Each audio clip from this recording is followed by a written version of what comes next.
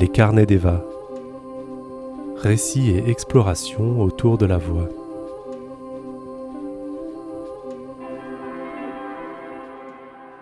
Bienvenue dans La Voix du handicap, une série de réflexions, de partages et de questionnements pour mieux comprendre, déconstruire et inclure. Tout commence ici, avec cette lettre lue à voix haute. Une voix pour dire ce qui souvent reste tu, une voix pour ouvrir le dialogue et faire résonner d'autres récits, d'autres vécus. Cette première prise de parole n'est qu'un début.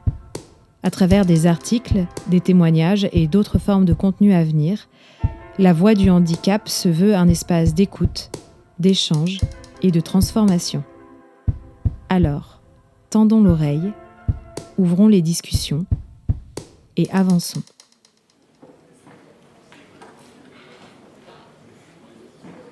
Comprendre le handicap, une responsabilité du pédagogue. Chers collègues, au détour de notre rencontre, que ce soit lors de la préparation d'un atelier, d'une table ronde ou d'une discussion informelle en salle des profs, tu exprimais ta crainte de te retrouver face au handicap. Ce corps perçu comme invalide, cette pensée qui s'effiloche, cette douleur qui, dit-on souvent, traverse l'autre et semble le définir. Une douleur associée à celles et ceux que l'on nomme généralement personnes handicapées, alors qu'il serait peut-être plus juste de parler de personnes mises en situation de handicap, du moins il me semble. Je t'ai écouté et j'ai ressenti bien de la sympathie. Ce que tu exprimais semblait si pénible, presque cuisant pour toi. Je me suis sentie désolée, tellement désolée. Pour toi, oui, mais pour l'autre aussi. Ce qui m'a frappée, c'est l'écart qui semblait se creuser entre vos mondes, vos vécus. Pourtant, cet écart n'a rien d'infranchissable. Il porte en lui l'opportunité d'un dialogue, d'une rencontre qui pourrait enrichir, transformer. Ces deux espaces, celui de ta perception et celui de la réalité de l'autre, mériteraient de se rejoindre, de s'écouter, de se confronter même, pour que s'effacent les stéréotypes et les a priori. Vos échanges pourraient être d'une richesse inestimable, un rendez-vous à ne pas manquer. C'est vrai que face au handicap, on ne sait pas comment faire, et de manière bien trop souvent insidieuse, nous agissons maladroitement en causant trop souvent, aux dépens de l'autre, des conséquences néfastes. D'abord, il y a nos émotions primaires et universelles. Face à ce qui nous semble étranger, notre cerveau réagit pour nous protéger.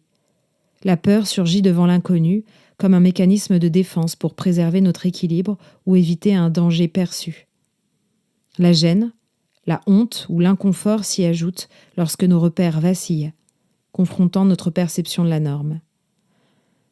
Ces émotions sont compréhensibles, elles sont à la croisée des chemins entre notre biologie et notre culture. Les sciences cognitives et sociales nous rappellent que l'être humain est câblé pour favoriser ce qui lui ressemble. Notre empathie s'exprime plus aisément pour ce qui nous est familier, tandis que l'étrangeté active des circuits de vigilance, toujours teintés de biais. Cette baisse naturelle d'empathie envers ce qui nous semble différent peut renforcer les stéréotypes et freiner les interactions authentiques. Et ces mécanismes, parfois inconscients, façonnent nos ressentis et nos comportements.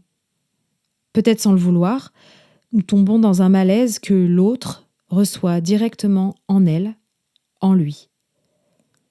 Souvent, un excès de compassion ou de pitié surgit, nous conduisant à chercher à surprotéger, en oubliant que l'autre est avant tout une personne compétente et autonome. Nous pouvons aussi nous sentir coupables, tentant maladroitement d'agir pour soulager cette culpabilité sans réellement inclure ni transformer nos pratiques. Il y a parfois cette admiration déplacée, cette manière de hisser l'autre sur un piédestal, comme s'il incarnait une résilience extraordinaire, au risque d'ignorer ses besoins ou ses désirs tout aussi extraordinaires et ordinaires que les tiens. Et bien d'autres choses encore que je ne saurais nommer ici de manière exhaustive. Ces comportements, bien que issus de bonnes intentions, risquent de renforcer les stéréotypes et d'ériger des barrières plutôt que de les abattre. Les comprendre, c'est déjà commencer à les déconstruire, j'en suis convaincue. Mais, chers collègues, s'il est un conseil que je peux te donner quant à la question d'accueillir une personne mise en situation de handicap dans ton atelier, ton cours, ta structure, avant quoi que ce soit d'autre, le voici. Pose-lui des questions. Demande-lui ses envies, ses désirs et ses rêves, ses possibilités, ses besoins.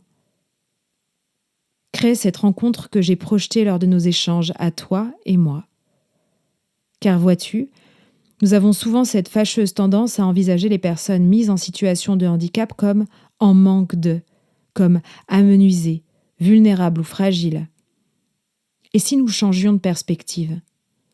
Ces personnes ne sont pas des fragments à compléter, mais des êtres humains entiers, complets, valides, dans ce qu'elles sont.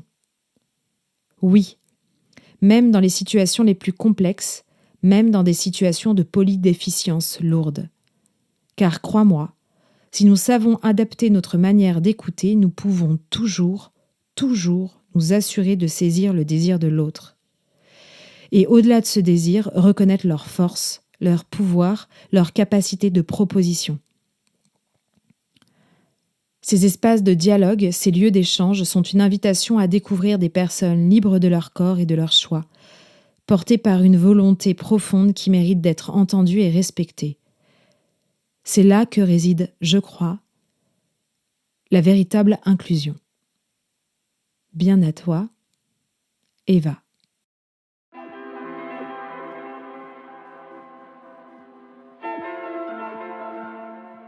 Merci d'avoir pris le temps d'écouter cette lettre.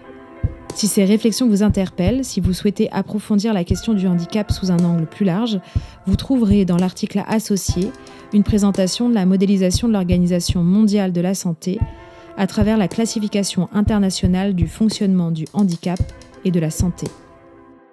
Vous y découvrirez aussi des ressources pour aller plus loin, explorer d'autres perspectives et nourrir votre propre réflexion. Parce qu'ensemble, nous pouvons faire évoluer les regards et les pratiques. À bientôt pour la suite de la voie du handicap.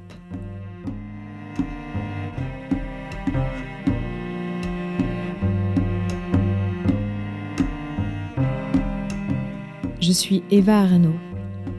Je suis artiste et pédagogue de la voix et je vous parle de là où je suis, de là où je vibre, de là où je vocalise. Je vous parle de la voix dans toutes ses dimensions, de ce qu'elle porte, de ce qu'elle libère et de ce qu'elle nous permet d'être.